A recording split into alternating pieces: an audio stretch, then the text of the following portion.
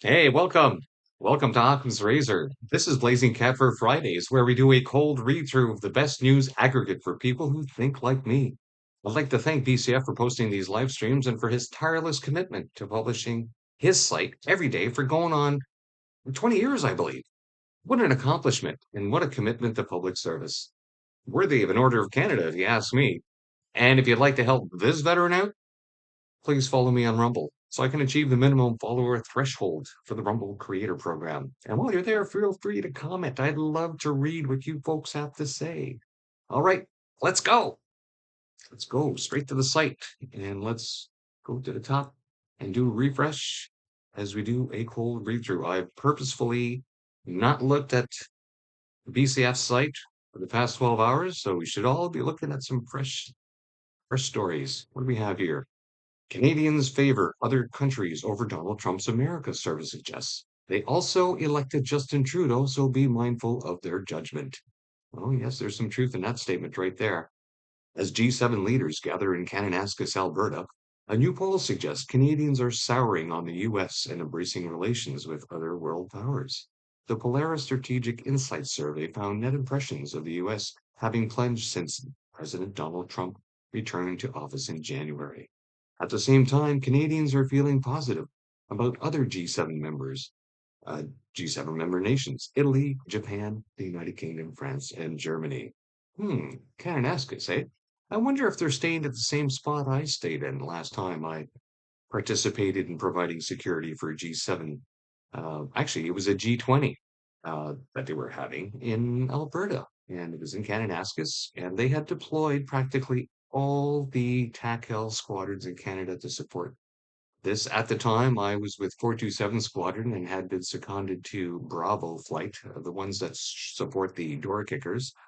So we went up to the Rocky Mountain Cadet Camp and stayed there with our choppers and the assaulters, ready to deploy on a moment's notice, while the other poor slobs in TACL all had to go down in Springfield, I think they named the city, the little town that they'd made for themselves. Horrible little area run by a bunch of people with short man syndrome, putting in a bunch of rules for people who just wanted to do their jobs. But we were fortunate up at the Rocky Mountain Cadet Camp, being left alone just to do our jobs. And during the day, we had nothing to do. We had some time off. We could actually go and hike in the area, but they told us you have to be a minimum of two people. And we're like, yeah, why? Well, cougars, bears. At least one should be able to get back to let them know that the other person got attacked and eaten. We did a lot of mountain biking in that area. Really interesting area. Probably one of the highlights of my career, aside from the deployments and stuff. Up until the medical fascism came in, and they killed 10% of the armed forces off. Didn't kill them. Well, they did kill a few of them. But they reduced the forces by 10% with that COVIDity stupidity. That's my little Kananaskis story right there. Israel chose to act now, whether Trump likes it or not. It has been clear that there has been growing tension between Benjamin Netanyahu and Donald Trump over the possibility that Israel would launch an attack on Iran. Trump has been telling the Israeli leader that he doesn't want him to do this now and to wait while the US administration continues nuclear negotiations with Iran. But the Israelis clearly thought that they had their opportunity to act. They believe that the Iranians are as debilitating as they are going to be in the region after last year's degradation of Hezbollah in Lebanon that took away a huge deterrent factor from Israel. Here we have some mixed signals from Donald Trump. I gave Iran chance after chance to make a deal. I told them in the strongest words to just do it. But no matter how hard they tried, no matter how close they got, they just couldn't get it done.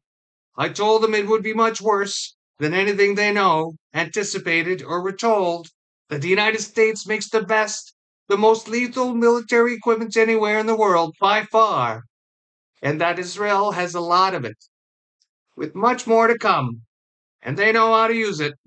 Certain Iranian hardliners spoke bravely, but they didn't know what was about to happen. They're all dead now, and it will only get worse. There has already been great death and destruction. But there is still time to make this slaughter, with the next already planned attacks being even more brutal, come to an end. Iran must make a deal before there is nothing left and save what was once known as the Iranian Empire. No more death, no more destruction. Just do it before it's too late. God bless you all. Meanwhile, Tamanda says Iran, all nuclear facilities are now history. What Trump was negotiating with Iran to not make atom bombs, Israel finished all of them in 30 minutes. If Israel falls, entire Europe will fall. Everybody will be affected. Great job, IDF. Well, I know this has been in the talks in our military circles for a very, very, very long time. Ever since they started their nuclear program and trying to enrich their materials. And the biggest problem was that they were in underground facilities, bunkers, and that they figured that they probably needed bunker bombs to get this done. Maybe that is what they deployed. Well, we know that Iran, the theological government that they have in place, have been wanting to bring about the Mahdi, and the only way to do that is to bring about, well, Armageddon. Um, how do you deal with people like that? And how do you excuse people who side with Iran? Hmm. Government told Liberal MP to put motion on honorary citizenship for Jimmy Lai on hold. Oh, I guess when stuff finally gets enough attention in mainstream media, that's when they act. The government leader in the House of Commons told the Liberal MP spearheading a drive to grant jailed Hong Kong publisher Jimmy Lai honorary citizenship to shelve a motion supporting its award just before she was about to present it on Wednesday. Judy Scrow, a veteran Liberal MP, gained the support of MPs from all parties for a unanimous consent motion raising the plight of Mr. Lai, who has been held in solitary confinement for 4.5 years. Mr. Lay, a British citizen, publisher of a now shuttered pro-democracy Apple daily newspaper, was arrested in Hong Kong on conspiracy and sedition charges in December 2020. Oh, well, that's not what I thought the story was about at all. So poor Jimmy Lay, I hadn't heard this story. It's a long time to be in jail. And, well, you can tell here, Carney is a friend to China. He will not upset his Chinese masters. So he told him to stand down. What more proof do you need, Canada? Senators propose ban on big pharma ads as TV networks stand to get wrecked. Senators Bernie Sanders and Angus King from Maine introduced a bill Thursday that would ban pharmaceutical manufacturers from using direct-to-consumer advertising, including social media, to promote their products. The bill would prohibit any promotional communications targeting consumers, including through television, radio, digital platforms, and social media. It will apply to all prescription drug advertisements. Well, what does that leave? Blimps? Can they do blimps? Big pharma blimps rolling through the skies? Buy your vaccine. Get jabbed. The American people don't want to see misleading and deceptive prescription drug ads on television, Sanders said in a statement. They want us to take on the greed of the pharmaceutical industry and ban these bogus ads. Oh, yes, the blimps flying overhead. You are too fat. Take our drug, get skinny. Protests at G7 summit expected to be largely peaceful, targeting Trump policies. Well, we didn't have those protest issues during the G20 that we worked when it was at the time. But these are well out of the way. They can cordon off the area. Nobody will be in any danger unless somebody flies a plane in there. Protests during the upcoming G7 leaders summit in Kananaskis, Alberta, may be starkly different than demonstrations happening this week against immigration crackdowns in the United States. A University of Toronto research group has been monitoring the meetings of world leaders since 1998, say its analysis shows Canadian protests are more peaceful and smaller. But similar to the recent demonstrations in Los Angeles, they're likely to be against the policies of US Donald Trump. Yes, the ones that suffer from the Trump derangement syndromes, the ones on the far left, those guys, yeah, they all suffer from that. And I'm sorry, even some people on the right, they also suffer from Trump derangement syndrome. They should really learn how to pay their rent, because he's living rent free. in their heads. Israel launches preemptive strike on Iranian nuclear sites, military targets. The IDF has started to attack dozens of Iranian nuclear sites. Warning sirens have been set off to get the public ready for potential Iranian counterattacks of ballistic missiles on Israel. Well, as we saw from the earlier post, the assault is done. The bombing is done. I guess we will see what the actual fallout is going to be. As this job site says here, Iran cannot have a nuclear bomb, and we are hoping to get back to the negotiating table. We will see. There are several people in leadership that will not be coming back, Trump said. Hmm, some people would not be coming back. Were they in the wrong bunker at the wrong time? Let's go down here. Ex-CEO claims China's top bank told him to ignore Canadian law.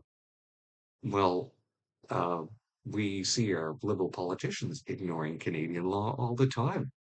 So I don't see why they need someone from China to tell them. Former CEO of the Canadian subsidiary of China's largest bank says he was instructed to ignore Canadian law and circumvent Canadian regulators, alleging he was fired for not following these directions. Lubin Wang, 51, former head of ICBK, the Canadian subsidiary of the state-owned Industrial and Commercial Bank of China, China's largest bank, filed a lawsuit in the Ontario Superior Court of Justice for wrongful dismissal earlier this year, alleging he was pressured to scale back or abandon efforts to comply with Canadian regulations. And these are the friends of Carney, aren't they? I, whoever does business with a communist country deserves everything that life heaps upon them as a result. If you're going to do business with mass murderers, then you should be treated in the same fashion as a pariah. California was never the homeland of Mexican invaders. In the midst of riots that have ravaged across Los Angeles in response to the Trump administration's raid to apprehend criminals, Mexican flags have emerged as a prominent emblem of the rioters' lawless defiance.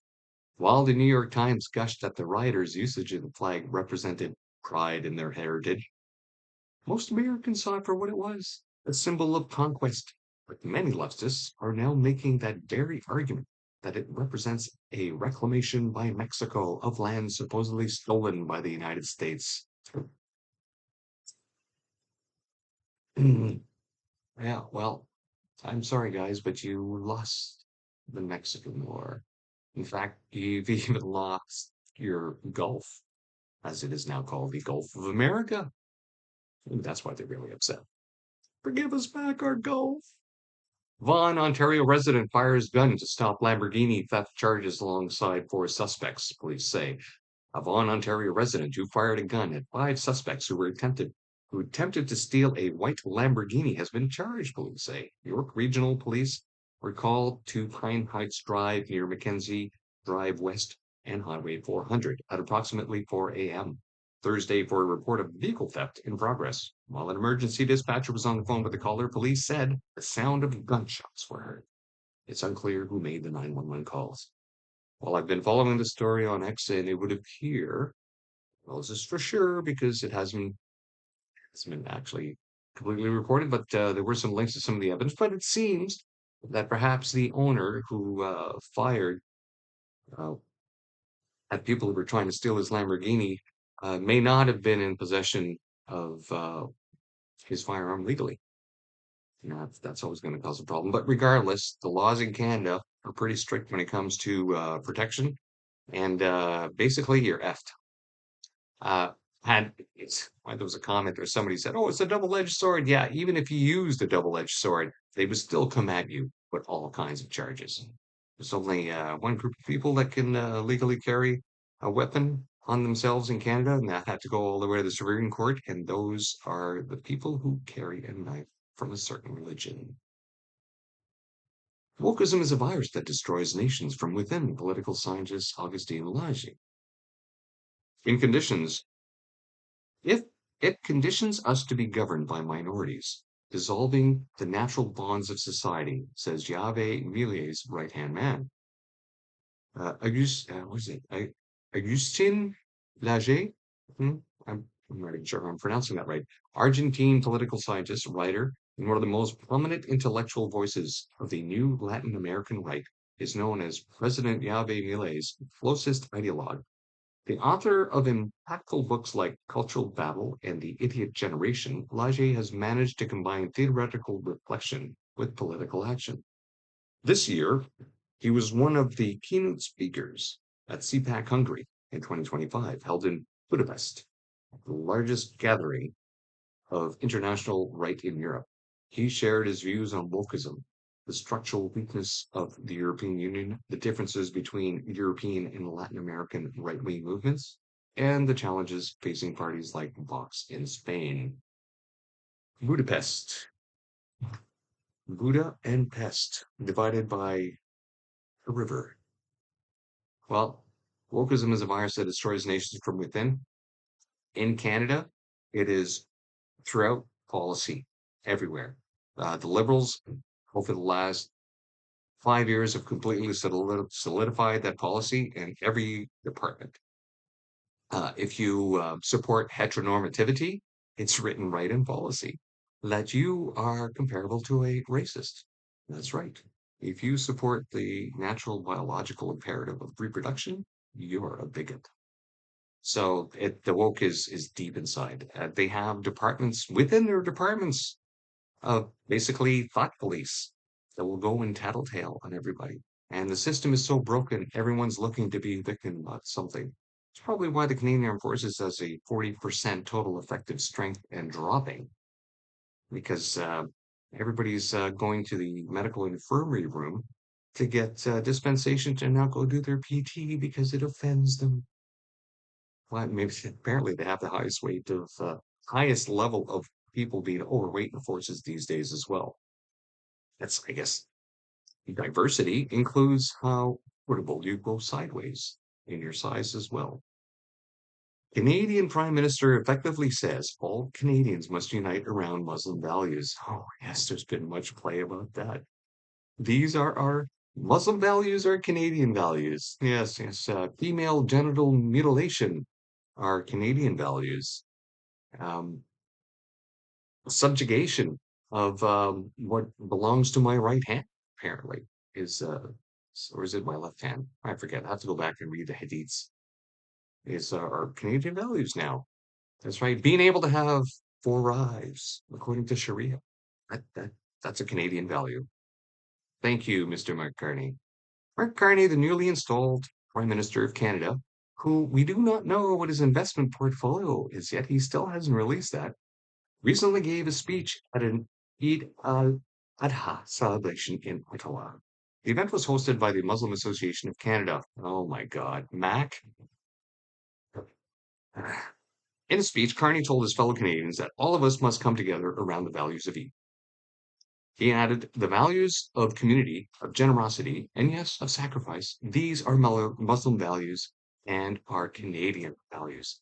Well, I'm just probably not aware that in Islam, when you provide zakat, which is their version of generosity, when you give to the poor, zakat can only be given to other Muslims. You see, charity, they will receive. Give me to charity. You know, they come to Canada and they take from our charitable donations to them. But when it comes to them giving charity, according to their values, it can only go to those who follow Islam. That's how zakat works. So segregationist values are apparently what he likes. And as for the Muslim Association of Canada,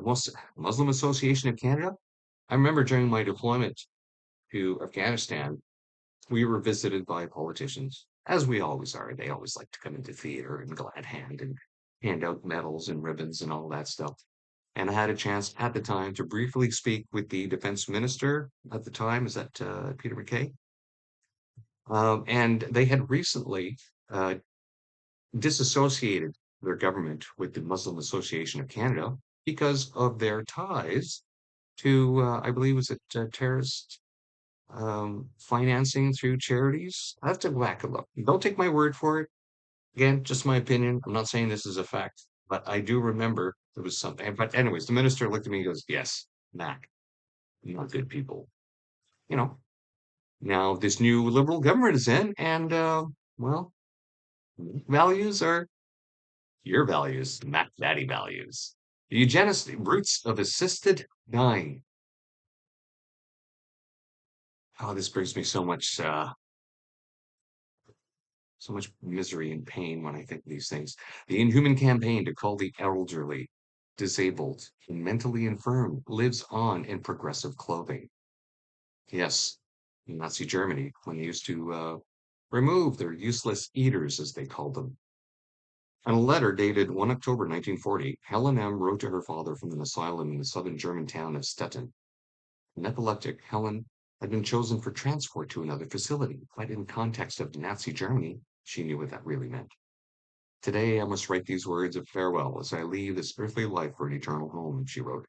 I do not want to part from you without asking you what all my dear brothers and sisters once more for forgiveness for all that I have failed you throughout my whole life.